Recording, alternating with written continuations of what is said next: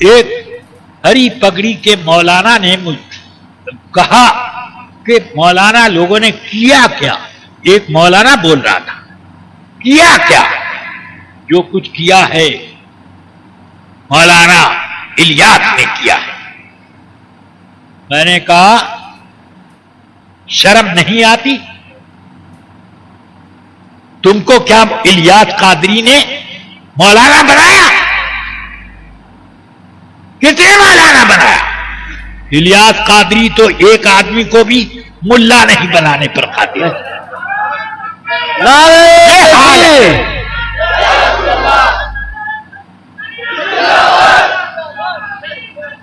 تاج الشریعہ جیسا ہو.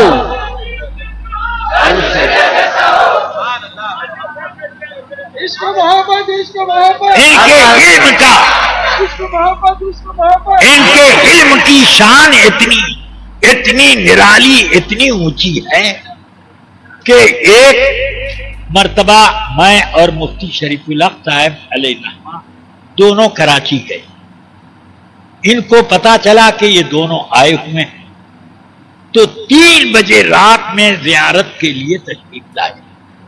ان کا یہی طریقہ ہے کسی سے ملنے جائیں گے تو کوئی دیکھ نہ سکے کہ ارے کسی عالم سے ملنے گئے.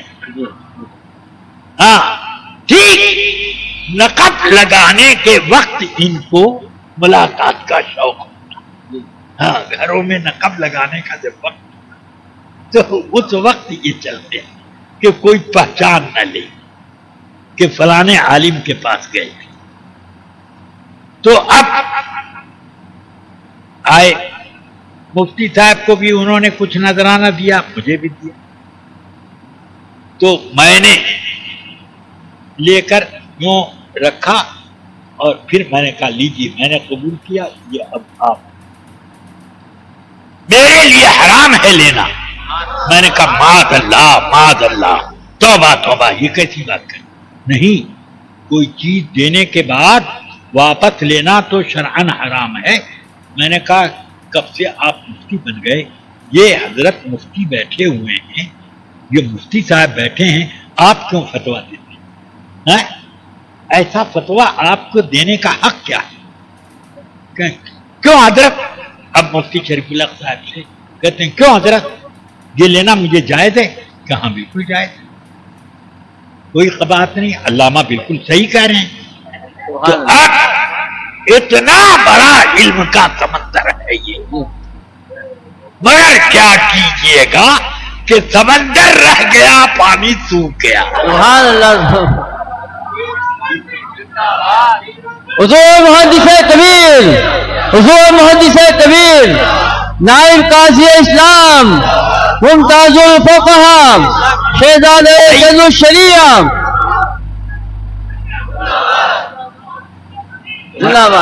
اور بھی بہت سے مکہ مکرمہ میں بھی ملاقات ہوئی.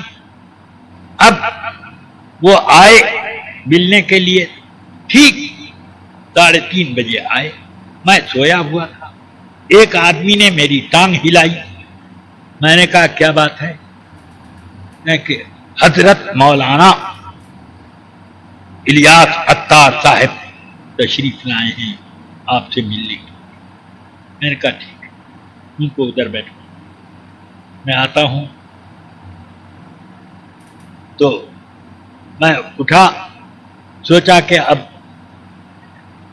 آدھے گھنٹے میں صبح صادق طلوع ہو جائے گی, چلو کوئی بات نہیں.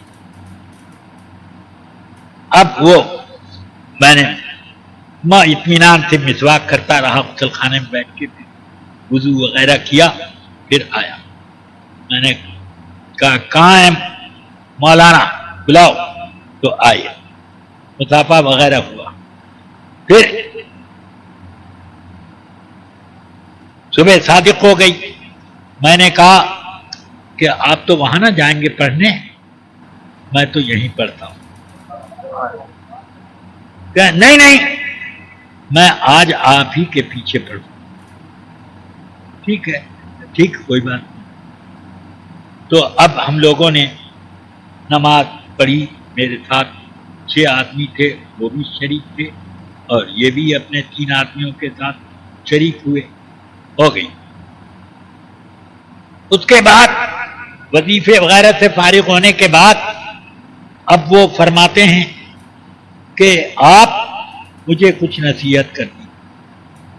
میں نے کہا میں نصیحتیں تو نہیں کر پاتا ہوں، خود نصیحت کا محتاج ہوں، مگر آپ نے تقاضا کر دیا ہے تو صرف 3 باتیں میں عرض کروں. نمبر 1، میں نے سنا ہے کہ ان وہابڑوں کے پیچھے نماز کے لیے آپ کھڑے ہو جاتے. یہ کیا بات ہے کہ ہاں اس رمضان تک یہ ہوتا تھا، مگر رمضان میں مولانا مفتی عبدالحلیم صاحب میرے ساتھ تھے. انہوں نے دیکھا مجھ کو تو کہا ان کے پیچھے نماز نہیں ہوتی ہے، تو اس لیے میں نے چھوڑ. اس کے پہلے پڑھتے. میں نے کہا خیر چھوڑ دیا، اچھا کیا، جتنا پڑھا ہے وہ سب یاد ہے. سب بے نمازی والی ہے، وہ بے نمازی والی نمازی. ہاں اٹھک بیٹھک ہے، تو مگر کیا کروں، کبھی کبھی مجبوری ہو جاتی ہے. میں کہا کیا مجبوری؟ تو یہ دیکھیے نا، کل ہی گیا تھا میں طواف کرنے، تو ان کی جماعت کھڑی ہو گئی، میں طواف چھوڑ کر کے بھاگا، مگر پھنس گیا. تو اب بیماروں کی طرح آلتی پالتی کر کے بیٹھ گیا اور اشارے سے رکوع سجدے کی کیفیت بناتا رہا.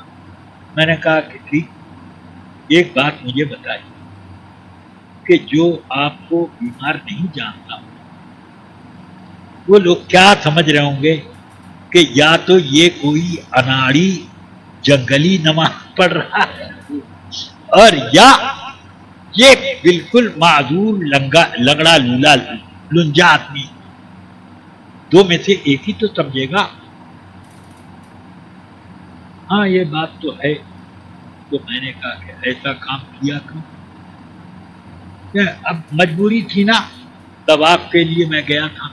میں نے کہا طواف کا شوق آپ ہی کو ہے، مجھے نہیں ہے. میں بھی طواف کو جاتا ہوں، مگر میں اوقات دیکھ کر جاتا ہوں تاکہ اپنی اوقات نہ بگڑے.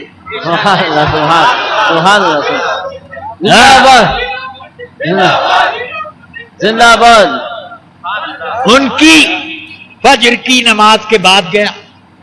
اب کون سی اقامت ہونے والی ہے؟ اسی طرح میں ظہر کی نماز کے بعد پہنچ گیا کبھی، اور اکثر تو میں یہ کرتا ہوں کہ 10 بجے رات کو جاتا ہوں، 1 بجے تک جو کچھ ہوتا ہے میں کرتا ہوں. میں نے کہا کہ ایک نفلی طواف کے لیے ایک اتنا بڑا گناہ کہ جس میں ایمان بھی خطرے میں پڑے، یہ مناسب نہیں تھا. اچھا ٹھیک ہے، اب آئندہ سے میں احتیاط کروں. میں نے کہا احتیاط کروں گا نہیں، کرنا پڑے گا. ہاں. میں نے کہا نمبر 2 یہ کہ آپ کی جماعت میں جو داخل ہو جاتا ہے وہ دنیا بھر کے علماء سے بے نیاز بلکہ ان کا مخالف کیوں ہو جاتا ہے؟ نہیں، ارے نکالو تو اپنے جب لیے ہوئے ہو کہ نہیں. علماء کے فضائل اتنا بڑا ایک کارڈ تھا جس میں 8-10 حدیثیں لکھی تھی علماء کے فضائل کی، اتنے باریک قلم سے کہ مجھے بھی اسے بہت غور سے پڑھنے میں آیا. تو انہوں نے کہا میں نے یہ علماء کے فضائل 1,25,000 کی تعداد میں چھپوا کر تقسیم کرایا ہے. اب اس کے بعد بھی اگر لوگ علماء سے وابستہ نہیں ہوتے تو اس میں میرا کیا ہوتا؟ میں نے کہا کہ نمبر 1 تو یہ کہ مجھے یہ سمجھ میں نہیں آتا کہ ایک آدمی سر کھلا گھومتا تھا، بلبلی جھاڑے، اور آپ کی تنظیم سے متعلق ہوا اور ہری پگڑی چپک گئی. اب وہ کبھی بھی ہلتی نہیں. یہ مجھے سمجھ میں نہیں آتا کہ جو آدمی ہری پگڑی چپکا سکتا ہے تو وہ عالم سے کا متعلق کیوں نہیں بنا سکتا. میں یہ نہیں کہہ رہا ہوں کہ دنیا بھر کے سارے عالم کی اتباع واجب ہے، بلکہ جو علماء صاحب کردار و عمل ان سے کیوں یہ کٹے ہوئے ہیں؟ ان سے کیوں؟ ان سے تو وابستہ رہنا چاہیے. نہیں، میں نے کہا سنیے ابھی بات میری پوری نہیں. دوسری بات یہ کہ آپ نے 1.25 لاکھ چھاپا. میں کہتا ہوں 1.25 لاکھ کیوں چھاپا؟ آپ نے اپنے اجتماع پاک کے پوسٹر کے برابر 100 کیوں نہیں چھاپا تاکہ وہ موٹے حروف میں ہر آدمی پڑھتا اور یہ جو دیکھے گا موڑ کر کے تعویذ نہ بنا کے پہن لے گا کہ یہ حضرت کا تبرک ہے گلے میں پہننے کے لیے. یہ پڑھنے کے لیے نہیں ہے، یہ تبرک شریف ہے. میں نے کہا یہ آپ کے اوپر ذمہ داری ہے اور اگر یہ ذمہ داری ادا نہیں کرتے تو یوم الحساب میں اللہ کے سامنے آپ کے خلاف استغاثہ کروں. اب تیسری بات جو آخری ہے، میں نے کہا دین کے ثبوت کے لیے اور سنیت کے استحکام کے لیے قرآن اور حدیث میں بڑی بڑی مضبوط دلیلیں موجود ہیں حقانیت کے ثبوت، مگر عجیب و غریب معاملہ ہے کہ حقانیت کے ثبوت کی یہ بڑی دلیل ہے کہ ایک مدنی نے خواب دیکھا کہ ایک عورت کو قبر میں عذاب کے فرشتے کوڑا لے کر کے اور گرز لے کر کے مارنے کے لیے تیار کھڑے تھے کہ اتنے میں رسول اللہ تشریف لائے اور ڈانٹ کر کے فرشتوں کو بگایا، ہٹو بھاگو، یہ میرے عطار کی مریدنی ہے. میں نے کہا یہ آپ کی دلیل ہے. موٹر سائیکل پہ آدمی چلا جا رہا، اچانک دیکھا رسول پاک سامنے اور فرمایا دیکھ الیاس کے ساتھ وابستہ ہو. دکان میں چندی بیچ رہا ہے، ادھر بیچتے بیچتے دیکھتا ہے رسول پاک بالکل میری گدی پہ بیٹھے اور گود میں عطار صاحب کو لیے. میں نے کہا کہ یہ سب ایسے اتنی بشارتیں وہ بھی مجہول ان مجہول. ایک مدنی نے خواب، کون مدنی ہے، جھوٹوا ہے کہ سچوا ہے؟ کون، کہاں کا رہنے والا، اس کی حقیقت تو معلوم. ہم لوگ رسول پاک کی حدیثیں بھی بغیر سند کے نہیں مانتے، اور یہ بے سند کے ایک مدنی ہے. ارے وہ پتہ نہیں وہ مدنی، وہ اجودھیا باسی حسین احمد مدنی نہیں نہ تھا، کون تھا؟ اس لیے رفیقان ملت میں نے ان سے یہ کہا، اتنی بے تعداد بشارتیں رویائے صالحہ طالحہ آپ کے متعلق ہیں کہ نہ میں نے اعلی حضرت کے بارے میں اتنا پڑھا، نہ غریب نواز کے بارے میں اتنا معلوم ہوا. ارے سب سے بڑھ کر غوث اعظم کے بارے میں بھی اتنی بشارتیں نہیں جتنی آپ نے. تو کیا آپ کے درجات کچھ دو چار ہاتھ اوپر ہیں کیا اس سے؟ میں نے کہا کہ اب ایاد قدر خود شناس. میں نے کہا باتیں اور بہت سی ہیں، یہ 3 ٹھیک کر لیجئے تو اس کے بعد 300 اور پیش کرو. اب یہ 3 درست کر لیں. مگر اب اللہ توفیق نہ دے، انسان کے بس کا کام ہے. فیضان محبت عام تو ہے، عرفان محبت عام. اللہ تعالی ہم سب کو دین پر استقامت عطا فرمائے. اور رفیقان گرامی یاد رکھو کہ میں پہلے کبھی جب تک یہ جماعتیں نہیں تھیں کبھی میں ہری پگڑی بھی باندھ لیتا تھا، کبھی سفید بھی باندھ لیتا تھا. مگر ان کے وجود کے بعد سے کوئی مفت میں اگر ہری پگڑی یا سفید پگڑی اترے عود میں ڈبو کر بھی دے تو میں باندھنے کو تیار نہیں.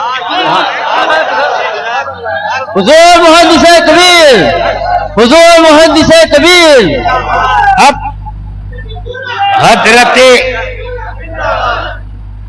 حضرت سیدی علامہ اظہری صاحب مدد اللہ العالی سے یہ مرید بھی ہیں اور ان سے ہی خلافت ان کو ملی تھی.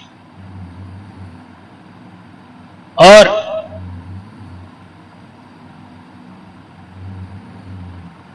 حضرت کے پاس یہ آئے کہ حضرت اجتماع ہے ہماری کانفرنس کا، تشریف لائیں کہ بھائی تم ظہیر الدین کے پیچھے نماز پڑھتے ہو اور ظہیر الدین کا تعلق ہر فرقے سے ہے دوستانہ، تو فقہائے کرام کے حکم کے مطابق بلکہ احادیث کے مطابق بھی ان کے پیچھے نماز نہیں، تو اس لیے میں کیسے شریک. حضور میں توبہ کرتا ہوں. چلیے یہ لکھ کر کے ایک پرچے پر دے دیے، میں توبہ کرتا ہوں. اب اس کے پیچھے حضرت تشریف لے گئے. پھر وہی طریقہ دوبارہ آئے ایک موقع پر، تو حضرت وہ تم پر گئے. حضرت وہ کیا پریشانی ہے، یہ ہو گئی غلطی، اب میں پکی توبہ کروں. پھر اس کے بعد پھر وہی طریقہ. اب تیسری بار آئے تو حضرت نے فرمایا نہ میں نہیں جاؤں، وہ مرتبہ تم پر نہیں کر. تو بڑا اصرار، تو انہوں نے کہا کہ مجھے حضرت 6 مہینے کی مہلت، 6 مہینے میں اگر وہ علماء کونسل سے الگ ہو گئے تب تو میرا سارا قصور دھل جائے گا، اور اگر نہیں ہوئے تو میں ان کو چھوڑ کچھ بھی ہو جائے. کہاں لکھ کر دو، لکھ کے دے دو. اب لکھ کر دینے کے بعد 6 مہینے، پھر 6 مہینے، پھر 6 مہینے، پھر 6 مہینے، اور پتہ نہیں کتنے 6 مہینے گزر گئے، مگر اب تک کوئی نہ وہ بدلا نہ یہ بدلا. اب حضرت کے پاس چوتھی مرتبہ کرنا، حجت تمام ہو گئی. اب میں نہیں جانا.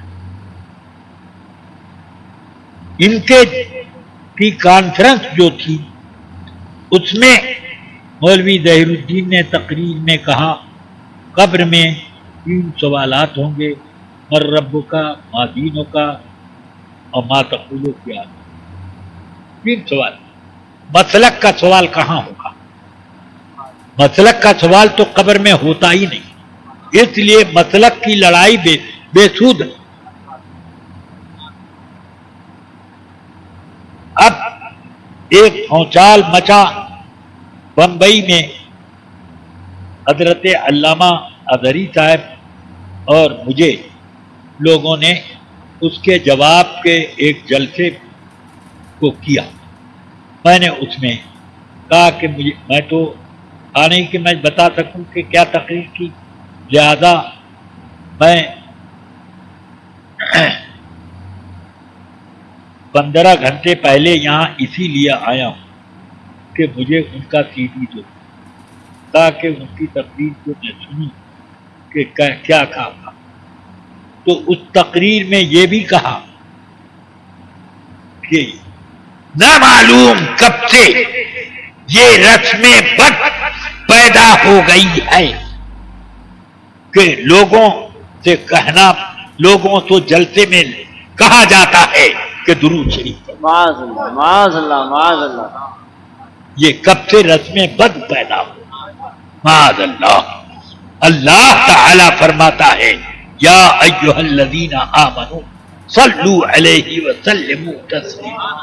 صلی اللہ علیہ وسلم. جب اللہ حکم دے رہا ہے تو پھر اس کے حکم کی اطاعت میں ہم کیوں نہیں حکم دیں گے؟ درود پڑھو. اللہم صلی علی سیدنا و مولانا محمد وآلہ وصحبہ. تو میں نے 2 گھنٹے میں ان کی پوری تقریر کو سجا کر کے رکھا اور یہ تب کیا. پھر حضرت نے تقریر کی. 15-20 منٹ میں حضرت نے اس کو سب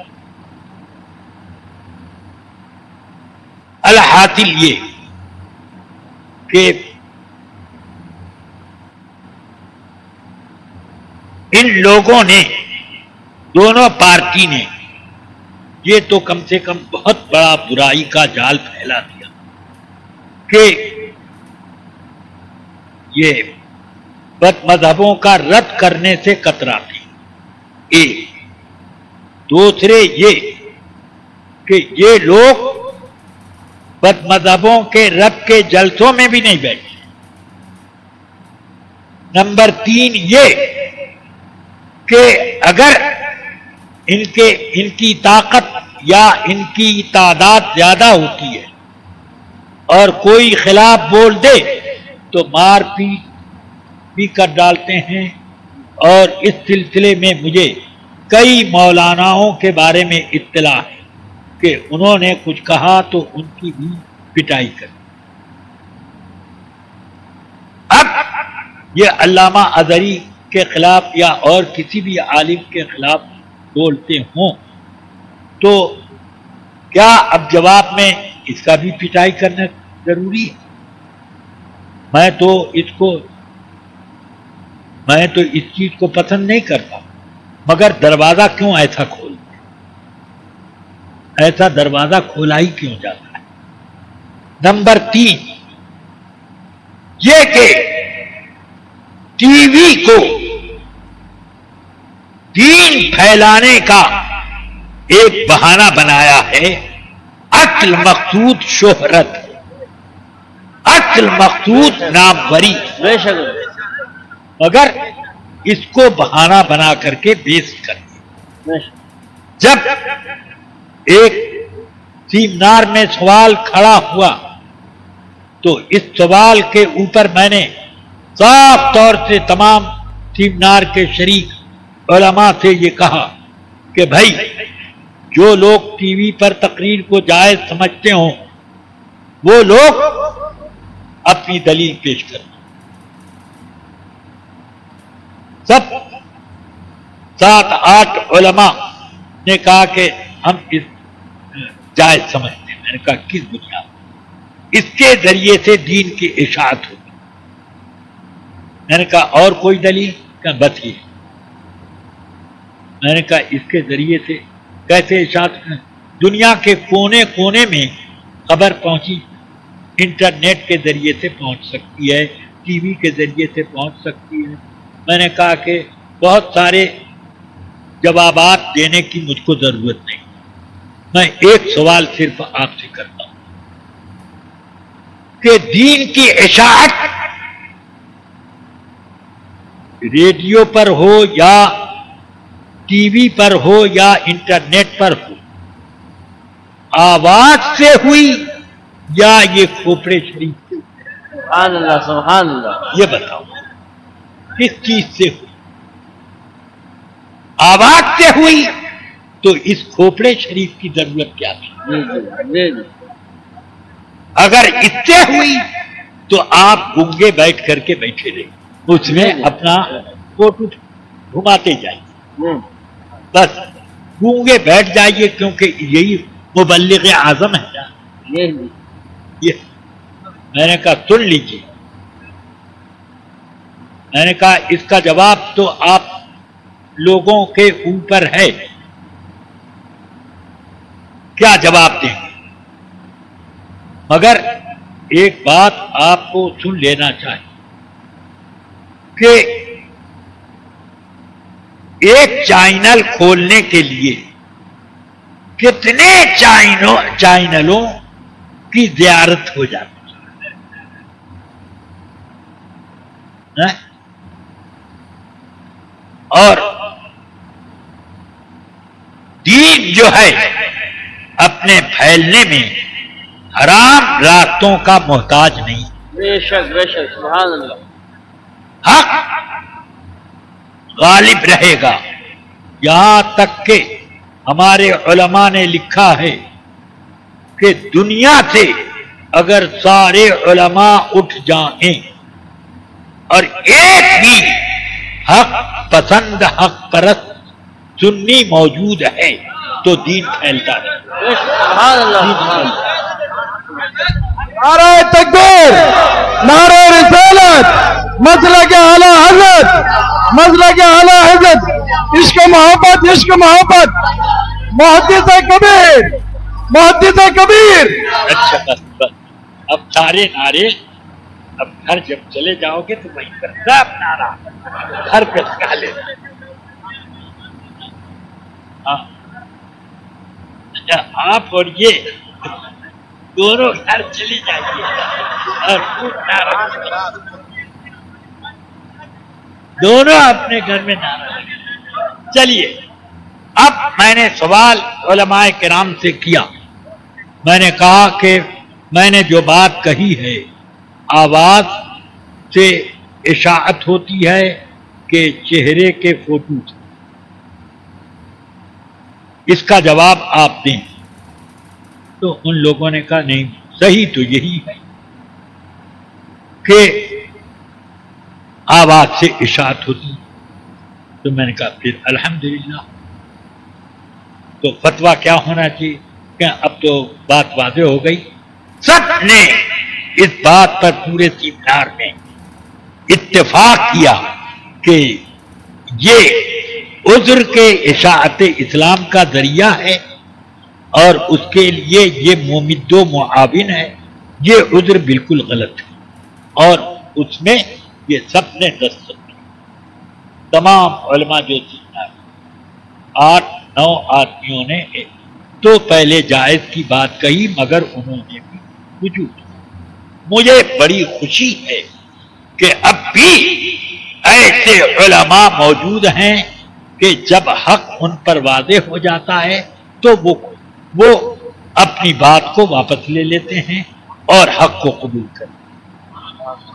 ऐसे मौजूद, मगर जो कबूल न करें, वापस न आए, अल्लाह वाखिर दामाना अल्हम्दुलिल्लाह।